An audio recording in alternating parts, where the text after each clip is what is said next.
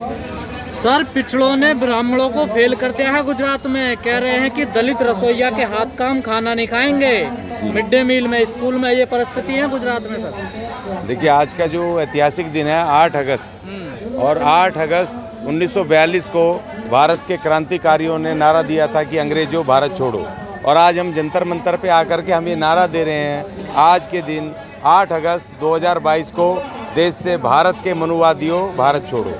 हम ये नारा देने यहाँ पर जंतर मंतर पे आपका नारा तो बहुजनों का है ना? नहीं, बिल्कुल बहुजनों का है, लेकिन जो पिछड़े हैं उनके दिमाग में भी जो आज तक जो मनुवाद को पालन पोषण कौन करते आए हैं, ब्राह्मण सीधे तौर पे कभी अटैक नहीं करता है। ये जो पिछड़े वर्ग के जो भी आते हैं SC ST के अलावा, पिछड़ा वर्ग वही हमेशा मनुवाद का पालन पोषण उसको लागू करता है, इम्प्लीमेंट करता आया है। वही अपने आप को स्वर्ण समाज समझता, और स्वर्ण है भी।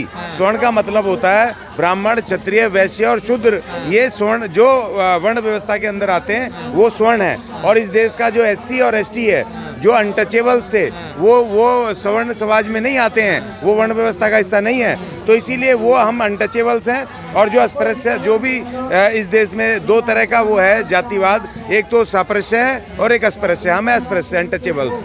तो हमारे ऊपर वो भी जो पिछड़े हैं, उनमें शूद्र हैं, जो उनके गाय मवेशी चराते हैं, जो उनके ज़मीन जोतते हैं, खेती करते हैं, जो उनके काम करते हैं, तो वो लोग हैं सपृश्य, और वो हमसे अस्पृश्यों से वो छुआछूत करते हैं और मनुवाद को लागू करते हैं। तो ये कोई नई बात नहीं है जो उन्होंने ये बात कही है। तो हमारी जो लड़ाई है, जैसे हमारे नेता बार बार चिल्लाते हैं SC ST OBC, मैं उनको 50 बार बोलता हूँ कि भैया पहले SC ST को तो इकट्ठा कर लो, पहले SC ST को इकट्ठा कर लो, क्योंकि OBC अभी भी उन मनुवादियों के हाथ में उनका हथियार है, उनका लागू करने का अग्रिम दस्ता है। तो इसलिए जो प्रोग्रेसिव लोग हैं उनको साथ लेकर के, लेकिन SC ST को पहले एक करो। तो कोई नई बात नहीं करी है। आज तक इस देश में जितने भी एट्रोसिटी हुई हैं, वो तमाम वो पिछड़ी जातियों के लोग हैं, चाहे जाट कम्युनिटी के हों, चाहे गुजर कम्युनिटी के हों, चाहे सैनी हो, चाहे दूसरे हों। उन्हीं लोग आए दिन गाँव में, देहातों में वही तो जातिवाद करते हैं। दूसरा कौन करता है? बच्चों के माता पिता थाने गए हैं कि हमारे बच्चे जो हैं वो दलित रसोइया का खाना नहीं खाएंगे, उसको हटाया जाए।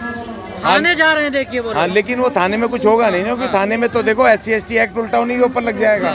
और जो पुलिस वाला उनकी मदद करेगा वो पुलिस वाले के ऊपर भी लगेगा, क्योंकि SC ST एक्ट तो है ना, उसमें आप ऐसा नहीं कर सकते हैं। जो दलित रसोइया है उस समय वो सरकार का एम्प्लॉई है, और सरकार में जातिवाद है नहीं। आप करोगे तो आपके खिलाफ SC ST एक्ट लगेगा, क्योंकि उसको आपको करना, अगर भारत का आर्टिकल 17 भी इस बात को, अनटचेबिलिटी को, इसके खिलाफ बोलता है। और उसमें प्रावधान है कि इनके खिलाफ आप सजा का प्रावधान करो, सजा करो। जो लोग अपने आचरण में अनटचेबिलिटी लाते हैं, ये भी अनटचेबिलिटी का वो है। और SC ST एक्ट हमारा वो सेक्शन 3 उसमें साफ साफ कहता है कि अगर अनटचेबिलिटी का कोई कार्यक्रम है तो उसके खिलाफ उसमें केस दर्ज होगा। तो ये 85 का नारा कहाँ गया फिर? ये देखिए, जो 85 का नारा जो मान्यवर कांसीराम जी ने दिया था, उसके मायने दूसरे थे। और ये जो आज का जो ये जो है SC ST का, और ये 85 का नारा, ये दूसरे किस्म का नारा है। तो अभी तो पहली बात तो ख़त्म हो गया जो उन्होंने किया था। उन्होंने जो वामसेप बनाया था, जो SC ST और पिछड़े जो वो थे कर्मचारी, माइनॉरिटीज़, वर्कमैन, एम्प्लॉयज़ को उन्होंने इकट्ठा करके तब एक राजनीतिक शक्ति की तरफ बढ़ने का उनका कार्यक्रम था। और उन्होंने बताया था, इनको बताने की कोशिश की थी कि भाई आप ये मनुवाद का हिस्सा नहीं हो, आप इन ब्राह्मणवाद 15% का हिस्सा नहीं हो। इस देश के पिछड़ों को कांसीराम जी ने बताया था, लेकिन वो आज तक समझे नहीं। बहुत सारे लोग समझे हैं, क्यों नहीं है? इसीलिए नहीं समझने को तैयार, क्योंकि इनको भी तो चाहिए कोई जिनसे ये नफरत करें, जिनसे जातिवाद करें। इनको भी तो गुलाम चाहिए ना। जैसे जिस तरह से ये गुलाम है उनके अपर कास्ट के, उसी तरह इनको भी चाहिए। तो ये तो श्रेणी श्रृंखला है ना।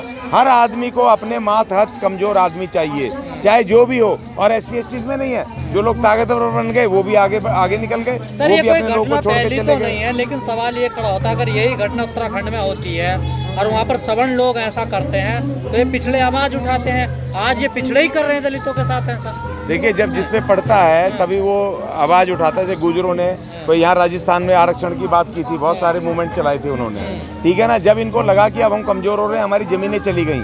आज देखो पिछड़ों के ऊपर पास क्या है, पिछड़ों में और SC ST में एक फ़र्क है कि SC ST के पास ज़मीनें नहीं है इस देश में, या SC ST के पास, और इनके पास क्या है, इनके पास अपनी खेती की ज़मीनें हैं। ये थोड़े से मजबूत हैं, आर्थिक मजबूत हैं, इनकी अपनी खेती है, ज़मीन है। तो इसलिए ये भी सोचते हैं कि हमारे पास ज़मीन नहीं है, हम इनके ऊपर काम करने पे आता, हम निर्भर हैं इनके पास दाल रोटी खाने पे, रोजी रोटी कमाने पर, और दूसरे थोड़े गंदे पैसे हमारे ऊपर थोपे गए। जिसकी वजह से ये हमारे ऊपर ये इस तरह की एट्रोसिटी, जातिवाद और ये अनटचेबिलिटी इस तरह की करते हैं। और दूसरा, हिंदू इनको बना दिया है उन्होंने, ब्राह्मणों ने, उन्होंने कह दिया कि भाई आपने लगता कि शर्म आती है बहुजन बोलते हुए 85 की बात करते हैं, जब ऐसी घटनाएं सामने आती हैं तो बहुजनों का नारा देने वाले शर्म नहीं आती है सर? देखिए बहुजनों की, देखिए हमें शर्म इसलिए नहीं आती है क्योंकि कांसीराम जी ने जिस परिवेश में बहुजन शब्द का इस्तेमाल किया था, उन्होंने बताने की कोशिश की कि भाई SC ST माइनॉरिटी मतलब जो यहाँ का सिख धर्म हो, चाहे यहाँ का इस्लाम हो, चाहे यहाँ की क्रिश्चियन धर्म हो, वो तमाम इस देश के जो अनटचेबल्स हैं उन्हीं से कन्वर्जन होकर के वो तमाम बना है। तो उन्होंने कहा SC ST OBC माइनॉरिटी क्यों, वो ST मतलब शूद्र हैं, और माइनॉरिटी में भी हमारे लोग हैं सारे धर्मों में। नहीं सर, मान लिया जाए ब्राह्मण सवर्ण राजपूत ठाकुर करे भेदभाव छुआछूत तो माना जाए, पिछड़े भी करने लगे हैं सर अब तो। नहीं, पिछड़े तो पहले से कर रहे हैं। आप कैसे कह रहे हो कि इस बात को आज नया काम हुआ है? पिछड़े पहले से कर रहे हैं, और पिछले के नेताओं ने, हम पिछड़ों के नेताओं के पीछे भागते हैं, हम इनके पीछे, मुलायम सिंह जी के पीछे, अखिलेश यादव के पीछे। हमारे लोगों ने पार्टियां सरेंडर कर दी इस चुनाव में। वो कह रहे हैं जी हम तो अखिलेश जी के साथ जाएंगे, हम तो उनके लोकदल वाले के पास जाएंगे। तो हमारे नेताओं को समझना चाहिए। देखिए बाबा साहब कहते थे कि किसी कमजोर और ताकतवर के बीच में ना बराबर की दोस्ती हो सकती है, ना बराबर का समझौता हो सकता है, क्योंकि ताकतवर तो अपने आप को ताकतवर समझ रहा है ना। जिस दिन इस देश के SC ST बराबर आ जाएंगे शिक्षा में और अपने उसमें आर्थिक रूप से मजबूत हो जाएंगे, तब इनके साथ हम बराबर का गठबंधन करेंगे। अभी तो आप उनके पीछे भाग रहे हो। हमारे नेता क्यों भाग रहे हैं भाई पिछड़ों के पीछे? पहले अपने समाज को मिशन चलाएंगे वो, तो मिशन अपने समाज में चलाओ ना। 66 जातियां, पिछड़े नेता मिशन चला रहे हैं। नहीं, वो खाली प्रतीकात्मक है, वो प्रतीकात्मक है। आपको अपने ऊपर विश्वास नहीं है, अपने नेताओं पे विश्वास नहीं है।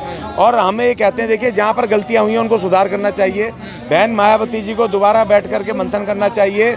जो उसमें ब्राह्मण नामक जो पुष्य मित्र संघ घुस गया था, उस पुष्य मित्र संघ से वहाँ उसको बाहर निकाल करके दोबारा उस बहुजन समाज पार्टी को इकट्ठा करके, और सबसे पहले जो सोशल इंजीनियरिंग होनी चाहिए। 66 जातियाँ हमारी शेड्यूल्ड उत्तर प्रदेश में, प्लस हमारी ST की जातियाँ, आदिवासी जातियाँ हैं, उनको इकट्ठा करके पहले सोशल इंजीनियरिंग करो और अपने लोगों को ताकत में लाओ, उसके बाद इन पिछड़ों से गठबंधन करो। ये मैं कहना चाहता हूँ। तो सर ये जो आंदोलन आप लोग चला रहे हैं, क्या जागरूक नहीं कर पाए पिछड़े लोगों को आप लोग? नहीं, हम उनको बराबर, क्योंकि देखिए आप हमारी स्थिति जो है समझाने की कोशिश कर रहे हैं सर, नहीं समझाने की कोशिश कर रहे हैं। हम साथ में गठबंधन में भी आ रहे हैं, लेकिन अपने साथ नहीं रखना है। हम बार बार कह रहे हैं कि आप गठबंधन करो, उनको अपने साथ मत रखो, अपने संगठनों में मत रखो, उनके संगठनों में मत जाओ।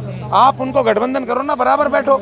जब तक आप बराबरी का आपके दिमाग में आएगा नहीं, उनके दिमाग में नहीं आएगा, जब तक हम बराबरी का अधिकार नहीं मांगेंगे, बराबर बैठेंगे नहीं, तब तक ये अनटचेबिलिटी जाएगी नहीं। और उनके दिमाग में रहेगा भी ये भी अनटचेबल हैं, अछूत हैं, इनसे भी उसी तरह का भेदभाव करो। क्योंकि हमारे पास बड़ी बड़ी गाड़ियाँ नहीं है, हमारे पास बड़े बड़े घर नहीं है, हमारे पास खेती की ज़मीन नहीं है, हमारे पास गाय भैंसे पशु धन नहीं है हमारे पास। हम कर रहे हैं कूड़ा कचरे का, हम काम कर रहे हैं, हम दूसरे गंदे पेशे कर रहे हैं। तो उनको लग रहा है कि शायद ये अभी भी हमसे ये अछूत हैं, अनटचेबल्स हैं। और उनके दिमाग में जो RSS ने, जो हिंदूवादी शक्तियों ने उनको बना दिया है कि आप राम के वंशज हो, आप फलाने वंशज हो, डिकड़े हो, तो उनके दिमाग में वही चल रहा है। राजपूत बने हुए हैं, क्षत्रिय बने हुए हैं, और उनको भी बड़ा आनंद आता है क्षत्रिय बनने में, उनको फीलिंग आती है बहुत अच्छी। तो इसीलिए वो फीलिंग जो है SC STs की एकता के लिए भी घातक है। अभी हमें पहले अपने SC STs को इकट्ठा करना चाहिए, ये मेरी राय है। और बहन मायावती जी से हाथ जोड़ के विनती है, पुष्य मित्र संघ नामक उस